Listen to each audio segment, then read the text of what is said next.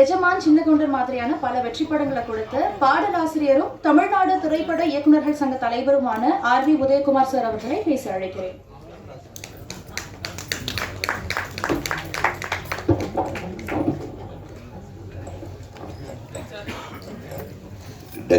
Dexter நல்ல title, ஒரு வித்தியாசமான டைட்டில். இப்போல்லாம் எந்த சின்ன படத்துக்கு கூப்பிட்டான்னு மிஸ் பண்ணாமல் போயிடணும். ஏன்னா எல்லா படங்களும் ஓட ஆரம்பிச்சிச்சு. அது ஒரு பெரிய குட் சைன். பொதுவாகவே நானும் ராஜன் சாரும் பேரரசும் நம்ம விஜய் முரளி சவுந்தரெல்லாம் நாங்கள் யார் கூப்பிட்டாலும் போகிற ஆளுங்க. இவங்களுக்கு வேறு வேலையே இல்லைன்னு அடுத்தவன் நினச்சாப்புல அதை பற்றி நாங்கள் கவலையே படுறதில்ல. ஏன்னா இதே வேலையாக நான் கொஞ்ச நாள் அவாய்ட் பண்ணிட்டேன். இன்னும் ஓவராக பேசுகிறாங்க கிடையாது. எதை பார்த்தாலும் நீங்களே பேசிகிட்டு இருக்கீங்கன்னா, அதனால் அதெல்லாம் இவங்க பண்ணுற வேலை. இன்னும் உண்மையாகவே கொஞ்ச நாளாக பார்த்தீங்கன்னா பெரிய படங்கள்லாம் வந்து அந்த அளவுக்கு எடுக்கிறாங்க. அதனால் சின்ன படங்கள் சூப்பராக பேர் வாங்கிட்டு போயிடுது. பெரிய படங்களில் நடிகர்கள் மட்டும் இருக்காங்க, சின்ன படங்களில் அந்த உணர்வுகளோட அவங்க ஏதோ ஜெயிக்கணுன்ற ஒரு வெறி இருக்குது. அதனால் சின்ன படங்கள் ஜெயிக்குது. சின்ன படங்களை தொடர்ந்து வெற்றி பெற வைக்க வேண்டும் என்று உங்கள் அனைவருக்கும். ஏன்னா அந்த சின்ன படத்துலேருந்து தான் பெரிய டைரக்டர், உடனே அந்த பெரிய டைரக்டர் டக்குன்னு ஒரு பெரிய நடிகருக்கு கூப்பிட்டு போய் அவர் ஒன்றும் இல்லாமல் பண்ணுவாங்க. அதனால் உங்கள் நம்ம எல்லாம் வந்து உதயகுமார் படம், பாரதி ராஜா படம், பாக்யராஜ் படம், இந்த மாதிரி பேர் வாங்குற மாதிரி படம் பண்ணுங்க, தயவு பண்ணி சொல்கிறேன். அப்போ தான் தமிழ் சினிமா நல்லாயிருக்கும். இன்றைக்கும் பேரரசை பற்றி நீங்கள் பேசும்போது டைரக்டர் பேசினார், அந்த பாட்டு அவரால் தான் விஜய்ன்னு. இது நான் ஏற்கனவே சொல்லிக்கேன், அவரால் இல்லை, அவர் எழுதின பாடல்கள் விஜயோட அரசியல் வாழ்க்கைக்கு ஒரு ஆதாரமாக இருக்குன்னு நான் சொன்னேன் பாண்டிச்சேரியில் ஒரு விழாவில். அதாவது இன்றைய தமிழ் சினிமாவுடைய குவாலிட்டியை பற்றி நான் பேச வரல. குவாலிட்டி எல்லாம் ரொம்ப நல்லா இருக்குது, கண்டென்ட்டு தான் சரியில்லாமல் இருக்கு. நிறைய டெக்னாலஜி இருக்குது. நாங்கள் ஒரு கிரேனு, ஒரு ரவுண்ட் ட்ராலி, இதை வச்சுட்டே படத்தை ஓட்டிடுவோம். ஒரு ட்ராலி, வேறு எந்த ஃபெசிலிட்டியும் கிடையாது. நீங்கள் ஒரே ஷாட்டை 10 கேமரா 5 கேமரா வச்சு 15 ஏங்கிளில் எடுக்கிறீங்க. நாங்கள் ஒரே கேமரா வச்சு ஒரே ஏங்கிளில் தான் எடுப்போம். அதுதான் படத்தில் வரும். ஸோ தெளிவான திரைக்கதை, தெளிவான காட்சி அமைப்பு இருக்கிற திரைப்படங்கள் வெற்றி பெறும்.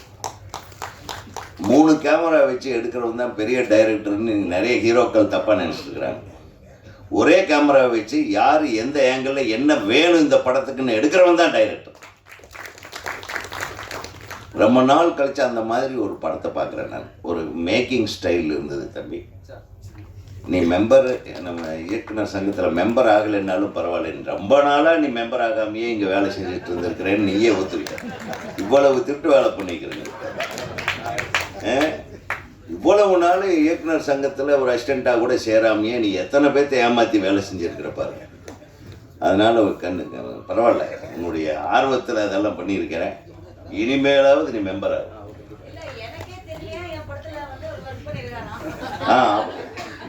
அப்புறம் நீ டைரக்டர்னு சொன்னியா, நீ மெம்பர் ஆகிட்டியா? பார்த்தீங்களா, எல்லா திருட்டு பசங்களாக இருக்கிறாங்க.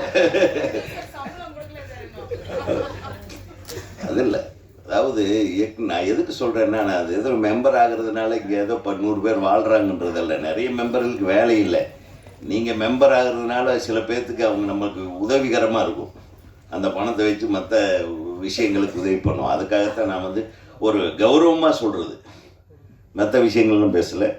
நீயும் சீக்கிரம் மெம்பர் ஆகிடணும். நீ டைரக்டர், ப்ரொடியூசர் பணம் கொடுக்கலங்கிறதுக்காக நீ டைரக்டர் இல்லைன்ற ஆகிடுமா? அதான்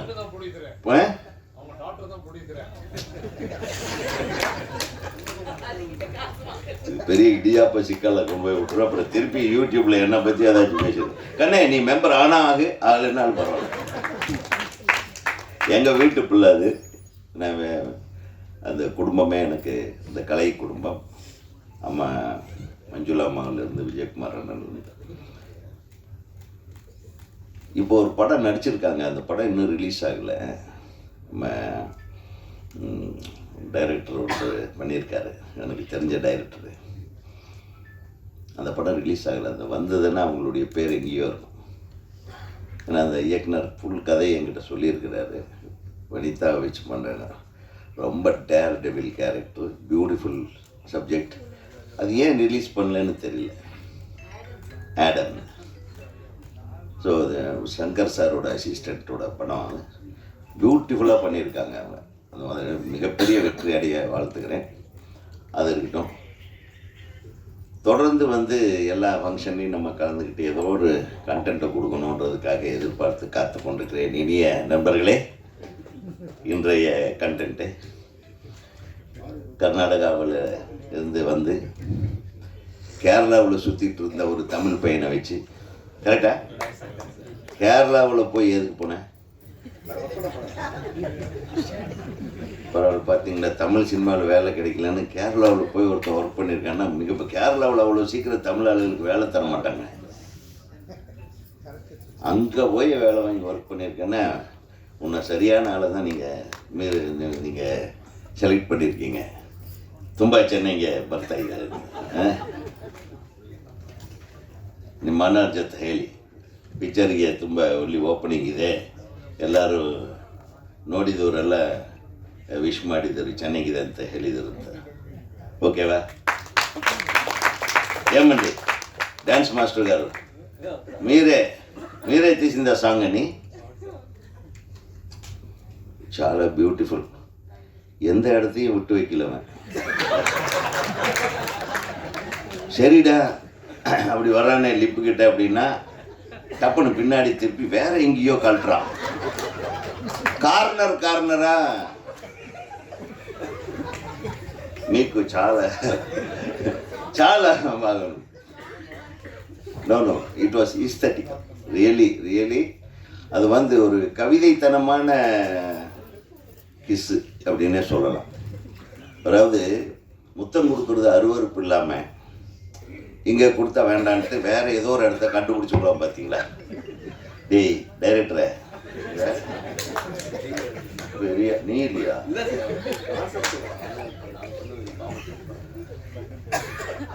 ஆளுக்கு ஆள் பாருங்க, முத்தம் கொடுக்குறது மட்டும் நான் பண்ணல, அவங்க பண்ணாங்க.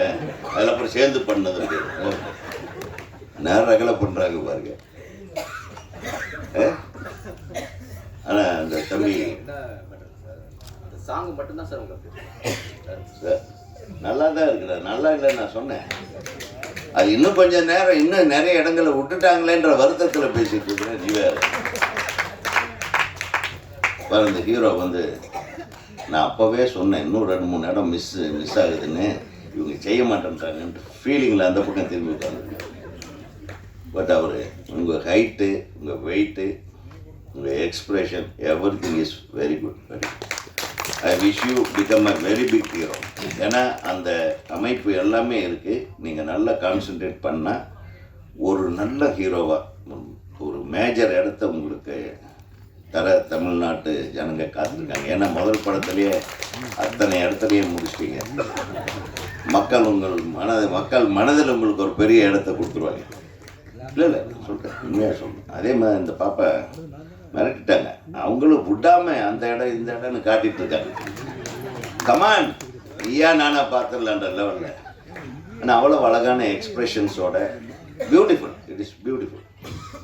ஒரு காதல் கவிதையை அப்படி அது ஒரு வன்மம் இல்லாமல், ஒரு விரசம் இல்லாமல், அது ஒரு அழகு நயத்தோட அப்படி அந்த மாதிரி வரிகளை எழுதி கொடுத்துருக்கிற தம்பி. நல்ல வரிகள். அந்த இசை உண்மையிலுமே மிக நல்லா இருந்தது. கேட்கும்போது இந்த மாதிரி படத்தில் அப்படி ஒரு பாட்டு, ஒரு சாஃப்டான ஒரு மெலடி, அப்புறம் இன்னொரு பாட்டு ஒரு யகாந்தமாக இருந்தது. Wish you all the best my dear. பேர் என்ன? ஸ்ரீநாத் விஜய். நிச்சயமாக நீங்கள் ஒரு பெரிய ரவுண்டு வரலாம். வாய்ப்பு என்னங்க?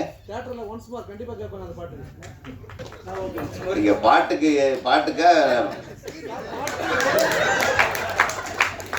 நானே நிறைய தடவை இன்னொரு தடவை ஃபுல் சாங் காட்டினா நல்லா இருக்குமென்ட்டு நான் கொஞ்ச நேரம் உட்காந்துருவேன். ரொம்ப நாள் ஆச்சுப்பா. பழைய கதைகளெல்லாம் தூண்டி விடுது. அதனால் உங்கள் மாதிரி இயக்குனர்கள் இந்த தமிழ்நாட்டுக்கு தேவை. போன வாரம் ஒரு படம் பார்த்தோம், நம்ம சதீஷோட படம், ஜேஎஸ்கே சதீஷோட படம். அது ஒரு ரேஞ்சு, வேறு ரேஞ்சில் இருந்தது. அந்த படம் பார்த்தோம்னா அந்த மாதிரி பார்த்தீங்களா, இது மிஸ் பண்ணியிருந்தால் இதெல்லாம் பார்க்க முடியுமா? அது மாதிரி இந்த ஆடியோ ரிலீஸ் மட்டும், இந்த ஃபயரு நான் மிஸ் பண்ணல. அது ஆடியோ ரிலீஸ்க்கு நம்ம ஜாலியாக என்ஜாய் பண்ணோம். அந்த படம் அவ்வளோ சூப்பராக இருந்தது. ஸோ சின்ன படங்களை நம்ம மிஸ் பண்ணாமல், நம்ம தம்பிகளை, என் அருமை கண்மணிகளே, சின்ன படங்களை நல்லா தூக்கி விடுங்க. ஏன்னா இந்த படங்கள் ஓடி இந்த மாதிரி தயாரிப்பாளர்கள் தைரியமாக தமிழ்நாட்டில் வந்து ஒருத்தன் உட்காந்துட்டு ஒரு படத்தை நான் எடுத்திருக்கேன், எனக்கு ரிலீஸுக்கு ரெடியாக இருக்குன்னு சொல்கிறதே எவ்வளோ பெரிய விஷயம். ஸோ தமிழர்கள், அண்ணன் சொன்ன மாதிரி, தமிழர்கள் வாழ வைக்கிற தமிழர்கள் மட்டுமல்ல, கொஞ்சம் சரியில்லைன்னா காலியும் பண்ணுவாங்க.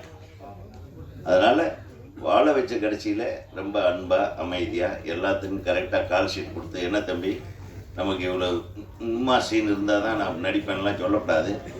அதுக்கப்புறம் கொஞ்சம் அடக்கமாக, என்ன நல்ல கேரக்டர். அப்புறம் வில்லன் மாதிரி தெரியல, ஒரு டைப்பாக இருக்கான் அவன், டமால் டுமில்னு. ஏய், எத்தனாவது படம் இது?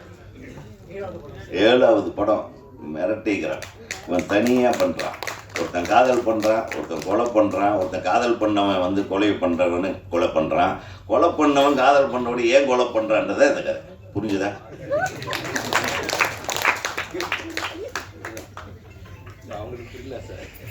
எனக்கு மட்டும் புரிஞ்சுது என்பதை மிக மகிழ்ச்சியோடு தெரிவித்துக்கொள்கிறோம். ஏன்னா இது ஒரு பெரிய விஷயம்.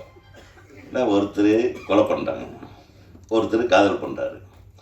அப்புறம் கொலை பண்ணுறவனை காதல் பண்ணுறவனை கொலை பண்ணுறானா, காதல் பண்ணுறவன் கொலை பண்ணுறவனை கொலை பண்ணுறானா?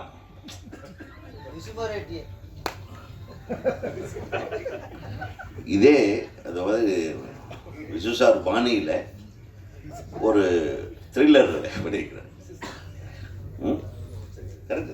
விசுசார் தான் யார் எந்த குடும்பத்தோடு போது, யார் நல்லவன் யார் கெட்டவன், குடும்பத்தில் குழப்பத்தை உண்டு பண்ணி அந்த குழப்பத்தை அவரே நடுவில் உட்காந்து தீர்த்து வைப்பார். அந்த மாதிரி நீங்கள் ஒரு பிரச்சனையை உண்டு பண்ணியிருக்கீங்க. நடுவில் இருக்கிற யாருன்னு தெரியல, அவர் என்ன பண்ண போகிறாருன்னு அது தெரியும். அந்த கேரக்டர் அவர் அப்பாவா, செத்தவனோட அப்பாவா, இல்லை செத்தவனோட அப்பாவா ஒன்றும் தெரியல, இல்லை கொலைகாரனோட அப்பாவா, இது எதுவுமே சொல்ல மாட்டேன்றீங்க. அவர் சொல்லிட்டார், இந்த படத்தில் உண்மை எதுவுமே தெரியக்கூடாதுன்றதுக்காக சஸ்பென்ஸாக வச்சுருக்கணும்ட்டாங்க. ஸோ ஒரு ரகமாக தான் வந்திருக்காங்க பசங்க. சிறப்பாக ஒரு நல்ல team. I am very happy to wish you all the best. அதுக்கு ஒரு டிஸ்ட்ரிபியூட்டரை கையோடு பிடிச்சிட்டு வந்து உட்காந்து வச்சுருக்காருங்கள. வாங்க தம்பி, ரொம்ப நன்றி. எத்தனை தேட்டரில் கொடுப்பீங்க? சூப்பர். ஒரு கான்ஃபிடென்ட்டாக சொல்கிறார். 50லேருந்து 75 தேட்டர் கை தட்டுங்க. 150 தேட்டரில் இது வந்து நல்ல 100 டேஸ் ஓடுற மாதிரியான படம். அதுக்கு நான் உறுதிமொழி கொடுக்குறேன்னா, இந்த படத்தில் எல்லா விஷயமும் இருக்குது. படம் ஓடுறதுக்கு உண்டான விஷயம். ஆமாம் ஆமாம், அது கரெக்ட். இல்லை அது போதும். நீங்கள் அதுக்கு முன்னாடி நீங்கள் என்ன பண்ணுங்கன்னா, இப்போ சின்ன படங்கள், சில நல்ல படங்கள் கூட படம் ரொம்ப நல்லா இருக்குங்கும்போது தேட்டரில் படம் இருக்கிறது இல்லை. இந்த காரணத்தை மட்டும் நீங்கள் கொஞ்சம் கரெக்ட் பண்ணிட்டீங்கன்னா, கொஞ்சம் ஒரு ஃபஸ்ட்டு டேவே உங்களுக்கு தெரிஞ்சிடும் படத்தை எப்படி ரசிக்கிறாங்க. 2வது 3வது நாள் 4வது நாள் 5வது நாள் இன்க்ரீஸ் பண்ணுறதுக்கோ அல்லது பப்ளிசிட்டி பண்ணுறதுக்கோ கொஞ்சம் தப்பு தனியாக ஒதுக்கி வச்சுக்கணும். அந்த இடத்துல அதை பம்பின் பண்ணிங்கன்னா உங்கள் சக்ஸஸ் இஸ் சாலிடாகிடும். ஸோ அது வரையிலும் நீங்கள் காத்துருங்க. எப்போவுமே இப்போ படம் ரிலீஸுக்கு வந்து எவ்வளோ ரூபாய் தேவைப்படுது முரளி சார்? ஒரு சின்ன படம் ரிலீஸ் அன்றைக்கி ஒரு 50 லட்சம் தேவைப்படுமா? 50 லட்சம் தேவைப்படுதுன்னா இன்னொரு 50 லட்ச ரூபா ரெடியாக பண்ணிக்க. படம் பெருசாக நல்ல டாக் வருதுன்னா இன்னொரு 50 லட்ச ரூபா செலவு பண்ணிட்டோம். 2வது நாளே சக்ஸஸ் மீட் வைக்கணும். இப்போ அந்த காலத்தில் நாங்கள் மாங்கன்னு படத்தை 175 நாள் வெயிட் பண்ணுவோம். அது சில்வர் ஜூப்ளி கொண்டாடுறதுக்கு. அப்புறம் ஷீல்டு கொடுக்கணுமான்னு கேட்பாங்க ப்ரொடியூசருக்கு. நாங்கள் கெஞ்சுவோம். அப்புறம் ஹீரோ கிட்ட சொல்லி, சார் என்ன சார் ஷீல்டாவது கொடுக்க சொல்லுங்கள் அப்படிப்போம். ஒரு 175 நாள் ஓடின படத்துக்கு ஒரு ஷீல்டு வாங்குறதுக்கு நாங்கள் பட்ட பாடு என்ன தெரியுமா? ஆனால் இப்போ 3வது நாளே சக்ஸஸ் மீட்டு ஷீல்டோடு கொடுத்துருவாங்க. கரெக்டா? கரெக்ட் தானுங்கண்ணே. அது தப்புன்னு சொல்லலை, கிண்டலுக்காக சொல்லலை. ஏன்னா அது அடுத்த கட்டத்துக்கு அந்த படத்தை கொண்டு வரதுக்கு உண்டான வாய்ப்பு இருக்குமான்னு போராட வேண்டியதாக இருக்குது. இன்னைக்கு எல்லாத்தையும் தேட்டருக்கு வர வைக்கிறதுக்கு கஷ்டமாக இருக்குது. சில படங்களை தேட்டருக்கு வர வைக்கிறதுக்கே கஷ்டப்பட வேண்டியது, போராட்டமாக இருக்குது. நல்ல படங்களை கூட தேட்டர் கொடுக்க முடியாத ஒரு தேட்டர் கிடைக்காத ஒரு சூழ்நிலை இருக்குது. இதுக்கு பின்னாடி நிறைய அரசியல் இருக்குது, நிறைய பெரிய தலைகளுடைய விளையாட்டு இருக்குது. இது எல்லாம் கடந்து ஒவ்வொரு தடவையும் சினிமா வந்து வாழ்ந்துக்கிட்டே இருக்கேன். இன்றைக்கி ஆட்டம் போட்டவன் நாளைக்கு ஆட்டம் இல்லாமல் இருப்பான். ஒரு காலத்தில் கொடி கட்டி பிறந்தவன் இன்றைக்கி சும்மா சுற்றிட்டு இருப்பான். புரியுதா உங்களுக்கு? இன்றைக்கி சும்மா சுற்றிட்டு இருக்கிறவன் நாளைக்கு திருப்பி கொடி கட்டுவான். ஸோ சினிமா மட்டும் கொஞ்சம் சுதந்திரமாக விட்டாங்கன்னா இந்த மாதிரி படங்கள்லாம் சூப்பர் ஹிட்டாக வரும் டெஃபினட்டாக. ஏன்னா ஏதோ ஒரு இன்சிடெண்ட் எடுத்து ஒரு ஒரு ஒரு மைண்டில் போட்டு அதை அற்புதமாக ஒரு ஸ்க்ரீன் ப்ளே பண்ணி 2 ஹீரோ 2 ஹீரோயின், இன்னொரு பொண்ணு வேறு காணுமே, அதை இல்லை அதை ரொம்ப மிஸ் பண்ணுறாங்க. ரொம்ப நல்லா இருந்துச்சு. ஒருத்தர் மட்டும் ஏறுறாங்களேன்னு அப்போவே எனக்கு பக்குன்னு ஆயிடுச்சு. ஆமாம், சித்தாரா விஜயா மலையாளம். பொதுவாக மலையாளத்துக்காரங்களே வரமாட்டாங்க ஹீரோயின்ஸ் ஆடியோ ரிலீஸ்க்கு. நீ அதை கூப்பிட்டு வரணும் அடுத்த எப்போ இல்லை அவங்க அள்ளி வழங்கியிருக்காங்க இல்லையா, நல்லா இருக்கு. அப்பா இவங்ககிட்ட பேசி நான் ஜெயிக்க முடியாது. ஆக ஒரு மிகப்பெரிய ஒரு சந்தோஷம் எனக்கு என்னென்னா, எல்லா இளைஞர்கள் எல்லாமே பட்டிங் ஆக்ட்ரஸஸ், பட்டிங் டைரக்டர், அது ப்ரொடியூசர், நியூ ப்ரொடியூசர். கர்நாடகாவில் எடுத்திருக்கீங்களா? கர்நாடகாவை தவிர எல்லா ஊர்லேயும் படம் எடுக்கணும். அப்புறம் நீங்கள் அடுத்தது தெலுங்குலேயும் இந்த படத்தை வச்சு பண்ணுங்கள். ஸோ இதை பார்த்தா சந்தோஷமாக இருக்குது.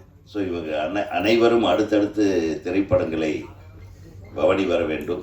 இந்த திரைப்படம் மிகப்பெரிய வெற்றி படமாக அமைய வேண்டும். எல்லாத்துக்கும் நான் யாராச்சும் விட்டுருந்தேன்னா மன்னிச்சுங்க. இசையமைப்பாளர்லேருந்து தொடங்கி நடிகர் நடிகைகள் எல்லாரும், ஹீரோயின் பேர் எனக்கு சரியாக வரல, நம்ம பாடலாசிரியர், தயாரிப்பாளர், executive producer, villain come hero cum villain. இது எவன் வில்ல எவன் ஹீரோன்னு தெரில. இந்த கன்ஃபியூஷனில் 2 பேர்த்தையும் வில்லனாக வச்சுப்போ, 2 பேர்த்தையும் அவன் பொம்பளைக்கிட்ட வில்லனாக இருக்கான், நீ கொல்றதுல வில்லனாக இருப்போம். ஆக மொத்தம் இந்த 2 வில்லன்களும் வாழ்க. இந்த படம் மிகப்பெரிய வெற்றி படமாக அமைய வேண்டும் என்று மனமாற வாழ்த்தி விடைபெறுகிறேன். தமிழ்நாடு இயக்குனர் சங்கத்தின் சார்பாக உங்களை எல்லாரும் வாழ்த்துகிறேன். மிக அருமையான பேசின தலைவர் அவர்களுக்கு வாழ்த்துகள். மற்றும் இந்த மாலை நேரத்தில் இங்கே வந்திருக்கும் பத்திரிகையாளர்கள் மற்றும் நண்பர்களுக்கு, ஆமாம், இப்போ வந்து படக்குழுவினருக்கு பொன்னாடை போர்த்தி வாழ்த்துகிறோம். தயாரிப்பாளர்களுக்கு நம்ம தலைவர் ஒரு பொன்னாடை போர்த்தி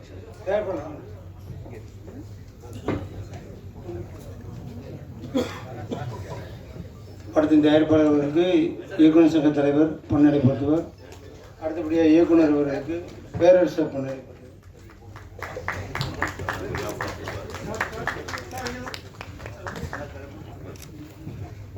படத்தின் ஹீரோ அவர்களுக்கு தலைவர் பொன்னாடை.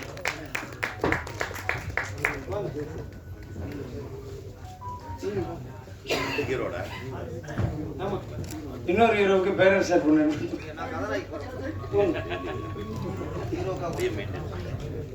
இருக்கு சார்.